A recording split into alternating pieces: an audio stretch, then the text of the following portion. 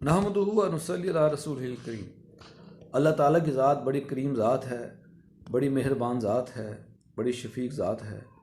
اللہ تعالیٰ نے ہمیں اپنے سے بات کرنے کے لیے، اپنے سے ملاقات کے لیے اللہ نے ایک بہت اہم ذریعہ عطا فرمایا جسے ہم نماز کہتے ہیں۔ حضور اکرم صلی اللہ علیہ وآلہ وسلم اللہ کے پاس تشریف لے گئے۔ اللہ کے ہاں آپ صلی اللہ علیہ وسلم کو اللہ نے معراج نصیب فرمایا، گویا کہ جو ہے آپ وہاں سے نماز کا تحفہ لے کر آئے، اور اللہ نے 50 نمازیں عطا فرمائی تھیں، لیکن انبیاء کرام کے کہنے پر اور آپ صلی اللہ علیہ وسلم کے بار بار آپ نے اللہ کو درخواست کرنے پر اللہ نے آپ کی درخواست پر جو ہے 5 نمازیں کر دی۔ لیکن اللہ نے ساتھ میں یہ فرمایا کہ نمازیں تو یہ ہیں 5، لیکن میں اس کا اجر و ثواب آپ کو 50 کا ہی دوں گا۔ گویا کہ ہم اگر 5 نمازیں پڑھتے ہیں، اللہ تعالیٰ ہمیں 50 نمازوں کا ہی اجر و ثواب عطا فرمائیں گے۔ اور اس کے ساتھ ساتھ یہ بھی ہے کہ ہمیں چاہیے کہ ہم تکبیر اولیٰ کے ساتھ نماز پڑھیں۔ اور تکبیر اولیٰ کیا ہے؟ جیسے اذان ہو جائے مسجد میں جانا چاہیے اور امام صاحب کے ساتھ مل کر تکبیر، یعنی جیسے امام صاحب شروع والی تکبیر کہتے ہیں اللہ اکبر، ہمیں بھی ویسے ہی اللہ اکبر کہہ کے امام صاحب کے ساتھ ملنا چاہیے۔ اس کو بولتے ہیں تکبیر اولیٰ۔ اور جو تکبیر اولیٰ کے ساتھ نماز پڑھی جاتی ہے اس کا ثواب 27 گنا زیادہ ہے، 27 ٹائمز، یعنی 27 گنا زیادہ اجر ثواب ملتا ہے۔ عورتوں کے لیے یا بچیوں کے لیے یہ ہے کہ ان کو بھی تکبیر اولیٰ کا ثواب مل سکتا ہے۔ وہ کیسے؟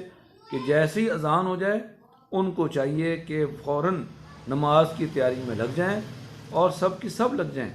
یہ نہیں ہے کہ پہلے وہ پڑھ لے یا پہلے وہ پڑھ لے بعد میں پڑھوں گی، تو اس طرح یہ ہوگا کہ نماز قضا ہو جائے گی، وہ لیٹ ہو جائے گی، تکبیر اولیٰ کا ثواب دوسری کو نہیں ملے گا۔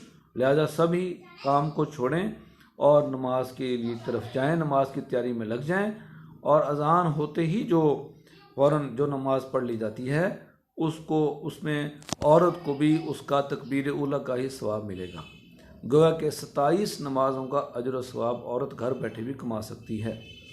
تو اس کا یہ سستی توڑنے کا بھی بہت اہم ذریعہ ہے کہ جیسے اذان ہو جائے تو نماز کی تیاری میں لگ جائیں، عورتیں بھی اور مرد بھی، تو یہ اس کا بہت بڑا اجر و ثواب ہوگا۔ اور نماز پڑھنے سے انسان پاک صاف رہتا ہے، اور فرمایا کہ الصلاۃ معراج المومنین، گویا کہ نماز مومن کا معراج ہے، اللہ تعالیٰ سے ملاقات کا ایک گویا ذریعہ ہے نماز، اور اس میں کوئی شک نہیں۔ نمازی آدمی کہہ سکتا ہے کہ میں نے اللہ سے باتیں کی، اور اللہ سے لینے کا نماز ذریعہ ہے۔ نماز کسی حالت میں بھی معاف نہیں ہے، رہ گئی نماز وہ ادا کرے گا، نماز اس کی چھٹی نہیں ہوئی اس کو۔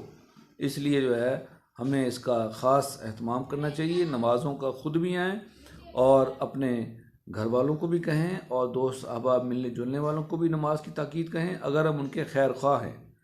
اور یہ سب سے بڑی خیر خواہی ہے، یہ نہیں ہے کہ دوسروں کے ساتھ مل کر اپنی نماز بھی چھوڑ دی جائے کہ بھئی چلو ان کے ساتھ بیٹھے ہوئے ہیں پھر پڑھ لیں گے، یہ گناہ ہے۔ بلکہ آپ کو چاہیے کہ آپ ان کو بھی کہیں کہ بھئی چلے نماز کا وقت ہو گیا ہے، نماز پڑھیں۔ نماز کی ادائیگی لازمی ہے، فرض ہے، کسی حالت میں نماز معاف نہیں ہے۔ تو اس لیے اور تکبیر اولیٰ کے ساتھ پڑھنی چاہیے نماز، جیسے اذان ہو جائے فوراً نماز کی ادائیگی میں لگ جائے اور نماز ادا کرے، اور پوری نماز پڑھنی چاہیے۔ صرف یہ نہیں ہے کہ فرض پڑھ لی اور باقی پوری نماز پڑھنی چاہیے، تاکہ جو ہے ہماری کمی بیشی اللہ تعالیٰ یہ سنتوں اور نوافل کے ذریعے سے پوری کر دیں گے۔ لیکن اگر یہ نہیں ہوں گی تو پھر ہم کیا کریں گے؟ سنتیں نہ ہوئیں، نوافل نہ ہوئے تو پھر کیا کریں گے؟ تو اس لیے اس کا اہتمام ساتھ ساتھ کرنا چاہیے۔ اسی طرح جو عشاء کے جو وطر ہیں 3 وطر، اس کا بھی اہتمام کرنا چاہیے، اور گھر میں اس کا مذاکرہ کریں، جو چیز نہ آئے بچیوں کو سکھائیں۔ اللہ ہم سب کو اس پر عمل کرنے کی توفیق عطا فرمائے۔ وما علینا الا البلاغ المبین۔